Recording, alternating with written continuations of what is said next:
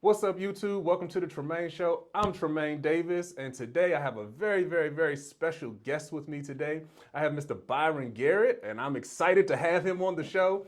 Byron is world renowned, and you guys are going to hear that. But he's involved in a lot of good, cool, and interesting things. Educational background, entrepreneurial background.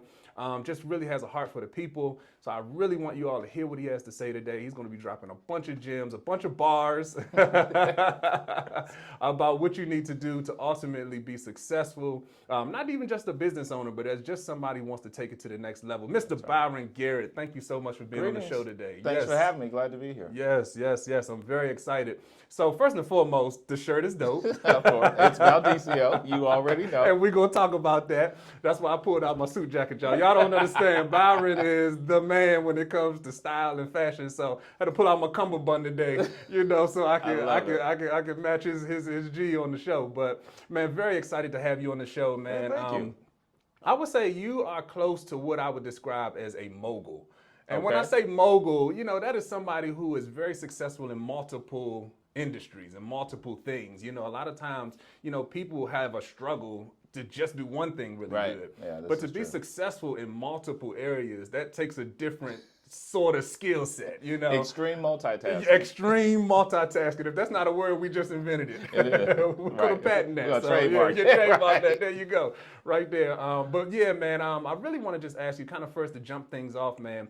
Tell us a little bit more about all of the things that you do, because I didn't want to butcher it. I didn't want to start saying he does this and then leave something out. So tell us about Byron Garrett, what you do. I get bags and checks. No, that's the short story. Right, that's the short story. No, I mean, it's a steady grind. I mean, I wear several different hats, as you know, and I think for people to realize, so I'm in the nonprofit education space. Mm-hmm. So I serve as president and CEO of the National Job Corps Association. So Job Corps has 121 centers across the country that help youth 16 to 24. That's one hat. That's my full-time gig, all day, every day. Right. And then I also have a clothing company, or a lifestyle brand now, the Valdisio Collection. Yes. So it's a combination of unisex clothing. We do eyewear, we do timepieces, and we do fragrances. Nice. And so we do a whole host of things around the world. We just came back from Paris Fashion Week, literally 2 weeks ago. That's another hat. And then I've got my LifeWorks International, LifeWorks Entertainment, which is my public speaking and consulting and publishing business. So I've authored a number of books that are self-published, and then I've also authored some that are published by Scholastic. Got it. And then I speak across the country and around the globe, do about 50 or 60 events a year. Got it. Mostly in education, but also do quite a bit of corporate, doing a lot of DEI, diversity, equity, and inclusion work. So that's the other hat that I wear. And then I just help people do things that they need to get done. Right. I consider myself the modern day Renaissance man. But Mogul works too, because I actually have a leadership program I call Moguls in the Making. In my team. Yeah. There you go. Moguls in the Making. So now that's real. That's a new term for you. That's going to take on a new. Absolutely. So as you all can see, he does a lot. And that's why I wanted you to introduce, the things that you do. So first and foremost, how do you manage, to be successful? Again, being average at a bunch of stuff is one thing, but then being really good at one thing is generally what people have to do. So how do you stay at such a high level doing multiple things? It takes time and patience, and you really have to focus and decide where you want to commit your energies and efforts to and what has the best payoff. But then you also need a great support system. So on my speaking side, I've got a buddy in South Carolina I've worked with for over 20 years. He does all of that. Anything contractual related, any events that I have, he manages that entire piece. Gotcha. On the fashion side, I've got an entire production team in LA. I pick styles for the year, I pick fabrics, but in terms of bringing it to scale and putting it in production, I don't have the personal bandwidth nor interest and expertise. They do. So I've got a team that focuses on that. Okay. And then, like I said, for Job Corps, we've got a full-time staff. I work day to day leading that particular team. Okay. But it's, we all got 24 hours in a day. I tell people it's a grind. I work harder than most people think I do if you were to look at the life on the gram, right? You think, oh, you're just always traveling doing stuff. I'm like, yeah, you don't see I only got 3 hours of sleep 6 days out of 6 days. Like, it's a grind, but it's necessary. I also realized many years ago, I don't have the personal ability to sit in an office and work the typical 9 to 5 or 8 to 5 Monday through Friday. Gotcha. I have self-diagnosed ADD and ADHD, so I actually need a multitude of stimuli to sustain my attention span and energy. And I found that I can function in each of those domains. They're uniquely separate, but in my mind, they're all connected as part of my overall branded impact that I want to have. Love it. Yeah. So something that you said that is really, really, really interesting and key, and I think we talk about this a lot on the channel, is team building. Right. That sounds like something that has been core and germane to your success. You know, I call it my personal advisory board, and it shifts from time to time. I pick up a new project or activity, and I need additional expertise, so I seek mentors or colleagues in that space. But I have a core set of folks who they're not my hype folks. They're not going to say, oh, everything you do is great. Like, you don't have the time for this. This is why you can't do this. You need to rethink that. And you need folks like that because otherwise you can run in a million different directions and actually only go maybe a centimeter as opposed to going a full mile. Right. And so I call that team running piece in quicksand. Oh, yeah, because you ain't running nowhere, you steadily sinking and you don't even realize it until it's too late. Yeah. So tell me how you actually, to go deeper on that point, how do you actually pick your team? You know, when you're thinking about somebody who's building a company right now, they're on the ground level, they've managed to scale just a little bit, maybe got product market fit, maybe it's time to start bringing on that team to help them take it to the next level. How do you actually pick the team? It sounds like you kind of alluded to it. You want people who are going to tell you the truth. You want people who are going to be able to challenge your ideas. It's not like, hey, I'm Byron, I want to do this. You know, it's more about, you know, really challenging your ideas and giving you a different perspective. But tell me how you pick your team over the years. And it's an organic process, right? So part of it is people I've known for an extended period of time. It could be people that I've known for a short period of time, but they have very specific skill sets and expertise that I lack. And so I often tell people you need to do an assessment and be really clear on what you're very good at. What's your skill? We can think we're good at a million things. The reality is you're not. That's just the reality. But I look and say, okay, I'm not the strongest in finance, so I need somebody on my team that complements me because we're picking up a project that has a huge budget component. Can I manage a budget? Sure. Is it the best use of my time for me to dig into the details? Probably not. We need me to secure additional business. You all can handle this piece. So that's a portion of my strategy. I'm looking at people that have skill sets that offset what I'm probably lacking. And that's not lacking in a negative sense. Again, you can't be all things to all people, so I don't expect to be stellar in every single domain.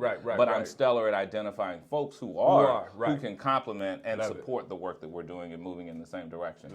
And then the second piece, are they enrolled in your mission, vision, and is there alignment around what it is you want to do in terms of outcomes?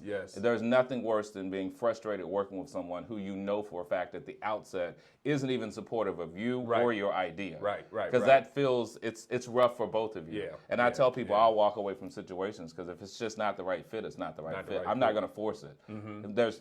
Time is limited. So let me focus and work with people who I believe we're moving in the same direction. I love that. I love that. Man, you dropped some bars right there. I hope y'all caught all of that. He was talking fast, but I hope y'all caught all of that. So one thing I really want to unpack specifically about what you said is the ability to understand who you are in this situation. I think that is really kind of a superpower for somebody who wants to go to the next level, understanding who they are so that they can surround themselves with who they're not.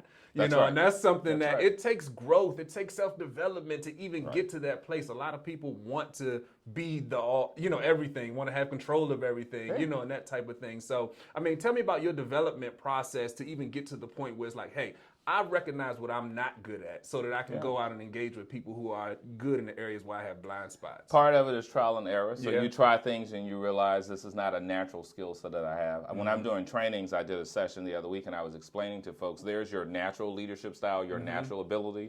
Then there's your adjusted style. And what I mean by that is you take on a role that's very tech oriented, but you're not a tech person. If you want to be effective, if it's the condition, if you want to be effective, you make the adjustment to that particular environment, that role, that team, so that you can be supportive and be directly engaged. And so for me, I've spent much of my life steadily doing reflection, and you work on a project and realize, I really excelled here, but these 4 areas, I just did not knock it out the park. Gotcha. So either do I need to increase my skill set, do I need to get additional training or development, or perhaps it's just not my space in my lane. Let me stay in my lane and then identify people who they are the superstar in that particular space. Love it. So self-reflection is really, really key.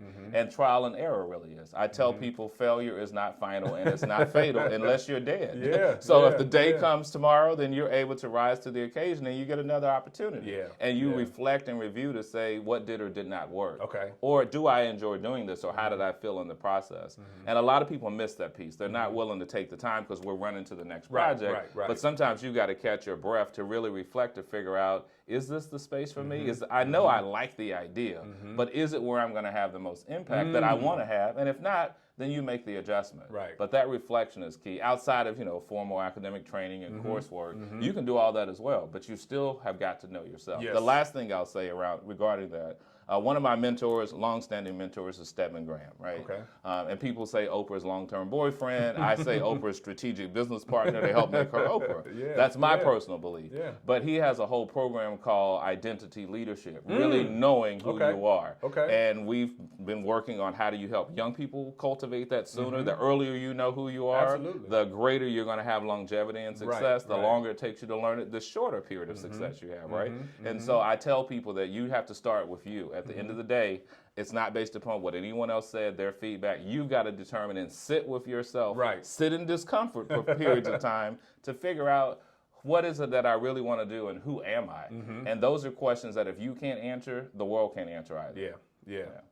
No, that's awesome. That's amazing. That's amazing. That journey to go from here to there, sometimes that here to there can be 20 years. It could be 10 years. It could be 15. That's not an overnight It's thing. interesting you say that. So I posted on Instagram, I was in Hawaii about a month ago or so, and I tell the story of the Chinese bamboo. So I went to the bamboo forest in Hawaii. And that story is the piece that I try to help people unlock their personal belief system and realize what growth looks like. But the shorter the story is... I was just going to say, give them the bamboo, so you got to give them the story. I know it, but it's an amazing story. So you plant the bamboo seedling, and literally you have to go and water, nurture, and care for it 7 days a week, 365 days a year. And it takes about 5 years before the seed actually breaks ground. And so oftentimes folks will give in, give up, and give out in that process. I'm not seeing any progress. The ground hasn't broken. The seedling hasn't moved. Am I crazy? And all those voices you have, and they're amplified because people say the same thing as well. And then in the 5th year, it eventually breaks ground, and it can shoot anywhere from 60 feet to 180 feet. So the question you have to answer, and the question you have to answer is, did it take the 5 years for it to grow that height, or did it take the 6 or 7 months to really grow that height? And the reality is it took from the very beginning and that consistent care and feeding, even when no one else thought you were even when you didn't think you were making progress, and then you see this magical shoot and you realize, wow, it took the time, but it's so worth it. Success does not happen overnight, but it happens over time. That's amazing. That's amazing. We got to talk about, I'm going to have to do a whole episode just on the bamboo. Dude, I knew that story and everything, but there's so many lessons you can pull out of that. It is. So many lessons you can pull out of that. So you hit on something I really want to not lock into, which is consistency. That story speaks to consistency. Over the years, because, again, the evolution of Byron, that's what we're kind of talking about here. Tell us about how consistency has played a role in your development over the years and all of the things that you're building. Well, it plays a huge role because partly it allows you to stay in the same space and move in the same direction. And what I mean by that is I have an interest in entertainment. I have an interest in fashion. I've got an interest in education. But I cannot start all of those things at the exact same time. And so I learned education nonprofit was my space. I'm going to consistently apply myself in that domain. I'll continue to generate a significant amount of success. I'll generate contacts. I'll generate revenue that can fund some of the other interests I have. But I've consistently got to be moving in that direction before I decide to pivot and take on something else. And so that that notion of I've got to continually be that person who's going to deliver and exceed the expectation, not just meet it, exceed the expectation. Right. That notion, when I say success does not happen overnight, it happens over time, it's you steadily striving to make that happen. Yes. And a lot of people in the process, they get frustrated or they get another shiny idea or shiny object, and it's like, oh, well, I'll abandon that because it's not moving at the same rate. Let me move over here. And you find yourself 6 months, a year later, still in the same cycle, and you haven't gone anywhere because you've tried 20 different things as opposed to sticking with something. Gotcha. I just recorded a piece last week that I don't know when it's going to come out, but I call it the power of stick-to-itness. Love it. That was the expression my grandmother used all the time. You know, grandmas know. Oh, they got the knowledge. We could do a whole show on grandmas. You're right. And my grandmother used to tell me, she said, you know, baby, one thing you need to know about the mail is that the mail is always going to get delivered, whether it's rain, sleet, or snow. Now, society has shifted since that time frame. And she said, but it's not about the weather and it's not about the mailman. She said, do you know why it gets delivered? She said, because it has the right address and it has a stamp that sticks to it. You will never receive a single letter or package that does not have some kind of postage. So if you want to be successful, you have to be like the stamp and stick to it.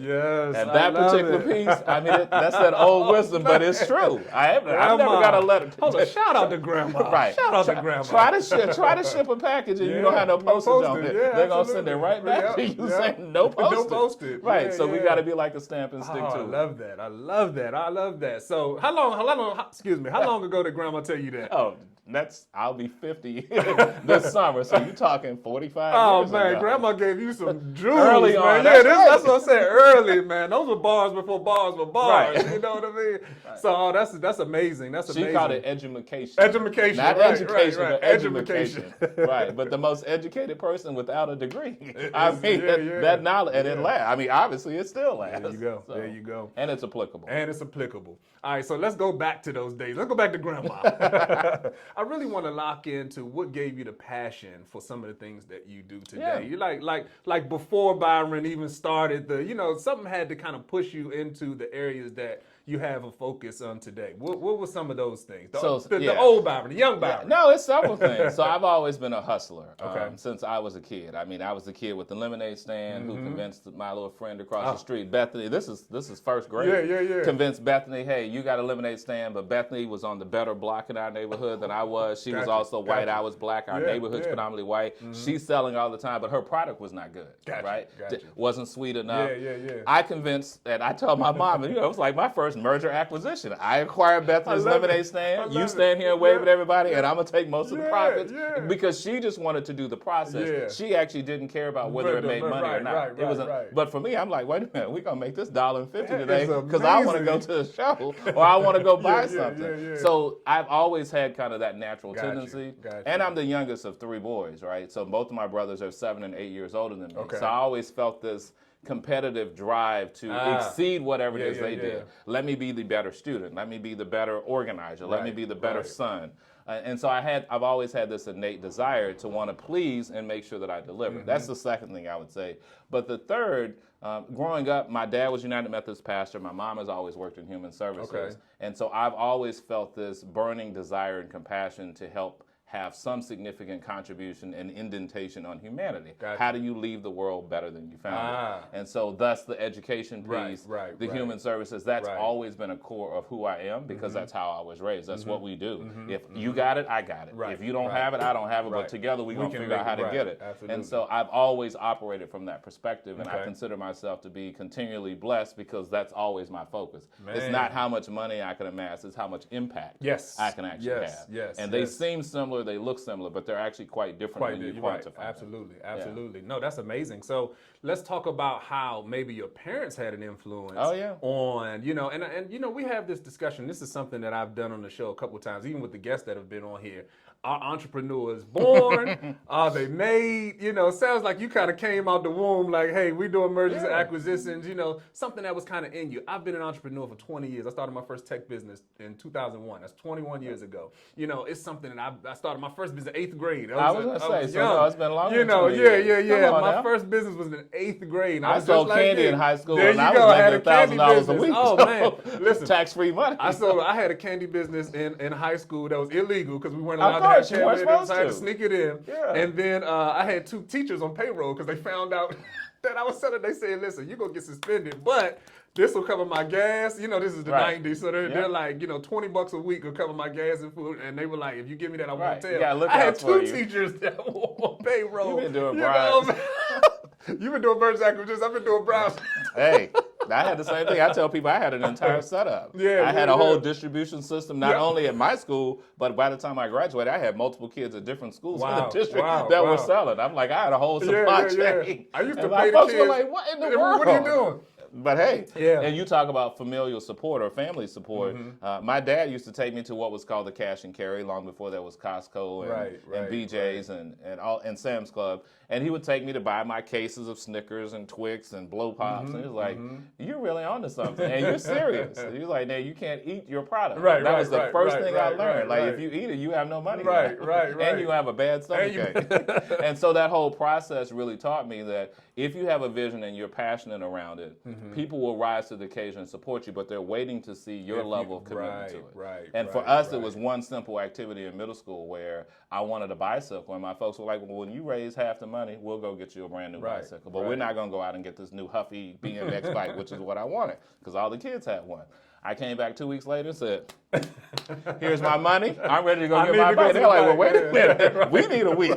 Like, we're not ready to go get the bike. What were you doing? And that's how my candy business started. Gotcha. But you see that level of support, which made a fundamental difference. Even to this day, if I'm at a conference and I'm doing a book signing and I need help, if my mom or dad are there or my nephews or brothers, it doesn't matter. They're going to jump in like, hey, this is what we do. This is necessary. It's not optional. They thought I was crazy when I was a kid, but now they realize you figured out how to monetize it. Totally different perspective. That's amazing. A lot of people don't have that kind of support system. So it's amazing that you had that kind of support system to get you started so early with that thought process. Something else that you said, I think that is very, very, very key with your parents is that they showed you about people, impact, giving back. You know, that type of thing. And so that being something that has been kind of grown up in you really reflects in your work today. Yeah, it's a cornerstone. It's a cornerstone. I'm in the middle of planning my birthday party, right? And I'm sitting here thinking, like, how do I distill my friendships down to 50 people that I can invite to a dinner or 100 people that come to this? Because you have so many people throughout your life, if you're fortunate, that have had some type of impact. Now, impact changes. People come and grow. We may have been cool 20 years ago. We went in different directions. And they all serve their purpose, but they all had a critical role at that point in time. At that juncture. And we don't get the luxury to go back and say shoulda, coulda, woulda, because you cannot modify, alter, or correct anything that did or did not happen before this moment in time that we're sitting in right now. And so I never second guess. I never wonder. I counted all joy, whether it was good or bad for the relationship for whatever period of time we had together, because there was a learning lesson for me to gain from that particular experience and that connection. I love that. I love that. I want to, as we kind of close and wrap up, but something else I want to really lock into, and that's commitment to, I guess, like more of a long-term type of vision. What you mentioned with your parents is like, and I see it's rising up in you. You said your parents said, hey, you do one step, and then we'll help you and take the next step. But we have to see you take the first step. A lot of times entrepreneurs, what they'll do is they'll get so frustrated that people aren't supporting their ideas and supporting them and things like that. And I tell them all the time, you have to get the momentum going. Don't worry about, this family member or these friends aren't supporting your idea. You have to really go out and create something, make something, put some value into the marketplace, and then people catch up to it. How is something like that really impacted what you do? I've got several things. I know you can talk for hours. No, right. But here's the first thing I want to say as it relates to commitment. This notion that oftentimes people make short-term decisions and they don't calculate the long-term consequence. They're playing the short game instead of the long game. You know, some people say, oh, you're playing chess instead of playing checkers or vice versa. I tell people the math ain't math, and if you have not calculated the cost of your current decision, the future cost, not the current cost, the future cost of your current decision. Love that. So that's one piece. But the other thing I was going to say about that is you're so right. Sometimes you just have to start. When I started my clothing business, I didn't tell anybody. I had one colleague in New York. I said, hey, I'm trying to find a seamstress. Doesn't your friend sew? I know nothing about clothing. She was literally the only person I told. I didn't tell parents, friends. I spent 6 months studying how do you make clothing, how do you source fabrics, going back and forth to LA. Finally had a capsule of things that I wanted to present that I started wearing, and people say, oh my God, I love that. Who is it? And I was like, it's Valdicio, right? They were like, oh wow. If you knew me really, really well, you knew that was my middle name. But if you didn't, But I tell people that all the time because sometimes even people who are in your corner or who you think are in your corner, you can allow them to get in your psyche and it disrupts your process for what pathway you should be on. And so it doesn't mean I don't think my families or friends would have been supportive, but it meant I needed to walk this portion of the journey myself. But I needed to start. And then when I started, folks were like, oh my God, this is like, you got good stuff. Like, you sure this is you? I'm like, yeah, I didn't just put my name in it. Like, no, I picked this fabric. I picked the buttons. But had I not taken the opportunity to do that, or if I were waiting, everyone would have said, you don't do fashion. You do education. You do speaking. You do books. Why are you trying to do this over here? Like, they would have talked you out of it before I even got started. It's that old expression that sometimes you got to take the first step even when you can't see the entire staircase. Yes, I love that. You got to have faith. Faith, that's one piece I'll say. I know you, as you wrap up, faith is not to be operationalized when it's convenient. That's the challenge I see most people. Hold on, say that one more time. Byron, you got to say that one more time. That was too good. Faith is not to be operationalized when it's convenient. Oh man, that's actually not how faith works. Because if I know things are already going to work out, I'm not exercising any faith. That's surety. That's certainty. Faith is I literally don't see the 7 other steps I need to take, but I'm going to start with 1 through 3, knowing that there is something on the other side, that there is an expectation. The faith is the substance of things hoped for, yet the evidence of things not seen, right? And that has always stuck with me, like throughout my entire life. Out of all people say, what's your favorite scripture? I tell them that's one of them. The other is honor your mother and father, that your days may be long and numbered upon this earth. But that faith piece is so critical. For any industry that you want to be in, any relationship, anything that you're working on as an individual, you have to have that undying belief and hope that you know that there's greatness on the other side of that. Gotcha. That's just a simple reality. Man, and that's a core principle. I love that. You know I'm going to have to borrow that. Hey. That was good. That was good. Man, you heard it here first. Yeah. Heard it here first. Man, tell the people how they can find you. So you can find me on my website, which is byrongarrett.com, BYRONGARRETT.com. You can also find me on social media, Instagram, Twitter, and Facebook. They're all the same. Byron, middle initial V, like Valdicio, Garrett, is the handle for all of those. But that's how people can follow up with me. Got you. All right, this is how I like to end shows. Tell me about Byron Garrett in 5 years. What's your 5 year? Tell me what you want to be doing in 5 years. People always ask that question. If you can see that. I couldn't have told you 5 years ago that I would be sitting at Paris Fashion Week and that Christian Louboutin would send a car to pick me up. Like, that's fair. I could not see that. That's fair. What I can tell you is that I operate from a principle of greatness, that I'm going to live and pursue greatness every single day. And so what I mean by that is every single day of my life, I am steadily trying to live better than I did the day before. And that's not from a monetary perspective, that's from a quality of life perspective. And so if you saw me do amazing trips and connect with amazing people in this particular year, 2022, fast forward 5 years, you're going to see an enhanced version of what that looks like. And as long as I'm steadily moving in that direction and progressing, even if it's 1 centimeter, I'm still making more progress than I did the year before. Man, you know what I love about that? Because when I tell people, I in every interview like that, and everybody has their 5 year goal and everything like that. You're the first person who has taken a 5 year goal and broken it down into something that you're consistently going to do for the next 5 years. That just shows the power of commitment, consistency, some of the things that we've talked about in the interview and how you've infused that into who you are today. I've learned that you limit yourself and you limit your thinking based upon your current situation. I don't know what connection I'm going to make after somebody sees this particular clip in the email I get that may transform our entire life for the next 3 years. But I'm open and present to it. And I know that there are certain things I need to do to maximize that opportunity. And so I always have people say that, tell me what you're going to do in the next 3 years. Where are you in 5 years? Will you have a TV show? What are things are you doing? I'm like, I can't answer that. I can tell you it's going to be greater than what I'm doing right now. For sure. Stay tuned. Stay tuned. Because that's the pattern. As opposed to being fixated on a singular idea that may or may not come to fruition within that 5 year period of time. Really owning the process. I love that. It's yours to determine. I tell people you get to dictate, determine, and decide the life and the future that you want. You get to make that choice every single day. That is amazing. Man, I knew this interview was going to be dope. Man. I appreciate you coming on the show today. Thank you. Listen, close us out with something strong, man. Talk to that person right now that may be on the fence, somebody who wants to get out there and do something, or maybe even take it to the next level. You're speaking their language right now. Put a bow on this interview. My bow is always the same. I would do the ABCs of life, but that takes too long. But instead, I would tell you that there's greatness on the inside, that if the mind can conceive it and the heart can believe it, then the hands can achieve it, because it all begins in the mind. So you need to think about what it is you're strategizing and striving to do, And if the mind can conceive it and the heart can believe it, then the hands can achieve it. I love it. I don't know how we can close the show out any better than that. As usual, like, subscribe, share. Please send this information to every entrepreneur, small business owner, mogul in the making. Hey, what is it called? That's mogul in the mogul in the making. making. Send it to everybody. Make sure that they tune into Byron, connect with Byron. He is doing some amazing things, not just in the U.S., but internationally. He's somebody that you need to follow and need to connect with. Also, as usual, the best form of support is just you being here today, and I really appreciate it. All right, I'm Tremain Davis, and I will see you all on the next episode. Peace. Still click follow.